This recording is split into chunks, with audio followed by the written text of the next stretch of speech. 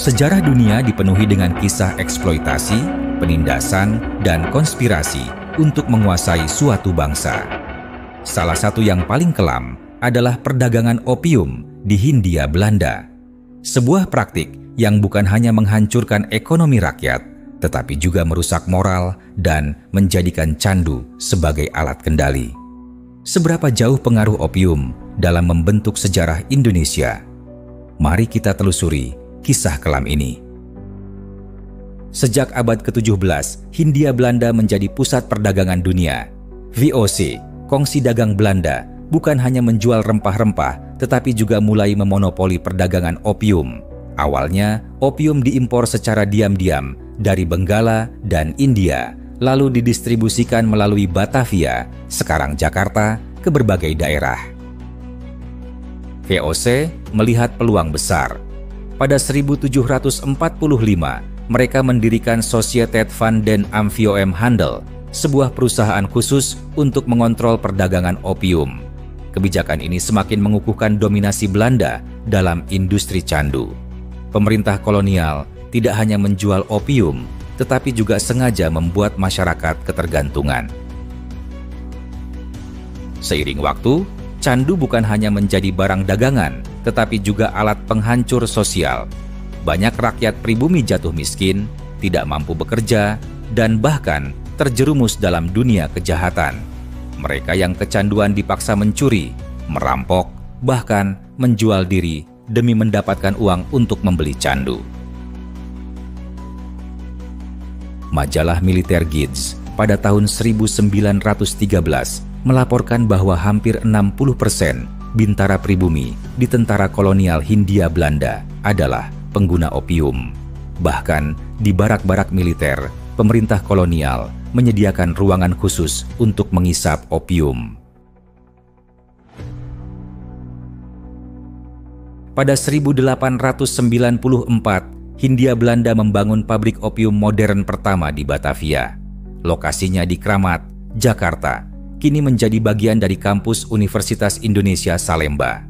Jalur kereta api pun dibangun khusus untuk mengangkut opium mentah dari pelabuhan menuju pabrik.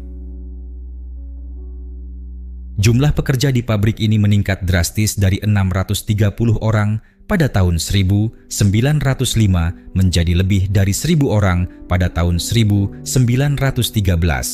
Pemerintah kolonial bukan hanya menjadi bandar narkotika terbesar di Hindia Belanda, tetapi juga menjadikan candu sebagai sumber utama pendapatan negara, menyumbang hingga 15% dari total pemasukan kolonial. Namun, tidak semua rakyat diam. Sejumlah tokoh pribumi dan juga beberapa orang Belanda yang anti-opium mulai melakukan protes. Pieter Broodschooft, editor surat kabar De Lokomotief, mengirim petisi ke parlemen Belanda dengan lebih dari 155 tanda tangan menuntut penghentian perdagangan opium. Sementara itu, gerakan anti-opium bond di Belanda menekan pemerintah untuk menghapuskan sistem perdagangan opium. Namun, meskipun mendapat kecaman dari berbagai pihak, pemerintah kolonial tetap mempertahankan bisnis haram ini karena keuntungan yang menggiurkan. Pada 1920-an, perdagangan opium mulai menurun. Tekanan dari gerakan anti-opium dan dampak ekonomi global akibat krisis Malaise menyebabkan pemerintah kolonial akhirnya mengurangi produksi opium. Hingga akhirnya, setelah Indonesia merdeka pada tahun 1945, perdagangan opium yang dilegalkan di era kolonial benar-benar berakhir.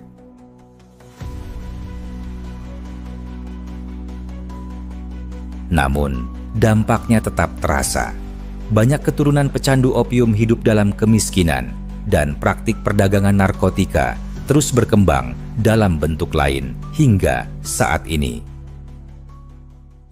Sejarah telah mencatat bagaimana perdagangan opium di Hindia Belanda bukan hanya alat ekonomi, tetapi juga strategi kolonial untuk melemahkan rakyat pribumi. Kini, kita sebagai generasi penerus harus belajar dari sejarah kelam ini agar tidak jatuh ke dalam perangkap yang sama di era modern. Sayangnya, bentuk eksploitasi ini masih berlanjut dalam berbagai wujud, seperti perdagangan narkotika yang semakin canggih dan industri judi online yang merusak generasi muda. Dengan akses yang semakin mudah melalui teknologi digital, strategi pelemahan bangsa kini tidak hanya dilakukan secara fisik, tetapi juga melalui ketergantungan ekonomi dan mental. Kita harus waspada agar sejarah tidak terulang dalam bentuk yang lebih modern dan sulit dikendalikan. Terima kasih telah menonton. Jangan lupa like, subscribe, dan nyalakan lonceng notifikasi agar tidak ketinggalan video sejarah menarik lainnya. Sampai jumpa di video berikutnya.